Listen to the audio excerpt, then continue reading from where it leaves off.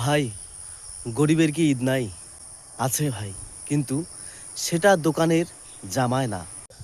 গরিবের ছেলে নতুন পাঞ্জাবি পায় না, কিন্তু সে বাবার পুরনো পাঞ্জাবিটা ধুয়ে ইস্ত্রি করে পরার সুযোগ পায়। গরিবের ঘরে সেমাই পায়েস নাই, কিন্তু আছে মায়ের হাতে রাধা এক থালা ভাত, সবাই মিলে খাওয়ার সেই সুখ। আপনি মনে করেন টাকা নাই মানে ঈদ নাই। ভুল ভাই। গরিবের ঈদ হলো যখন প্রতিবেশী এসে বলে, ভাই তোমার জন্য একটু সেমাই রাখছি। গরিবের ঈদ হলো বাচ্চারা যখন বলে, বাবা তোমার সাথে ঘুরতে যাব। এই ভালোবাসাটা দোকানে কিনতেও পাওয়া যায় না ভাই।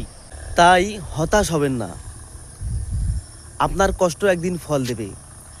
আজকে আপনি না খেয়ে থাকলেও কালকে আপনার ছেলে ভালো থাকবে ইনশাল্লাহ। কমেন্টে লিখেন গরিবের ঈদ মোবারক। ভিডিওটা শেয়ার করেন যাতে কেউ নিজেকে ছোট মনে না করে। ধন্যবাদ।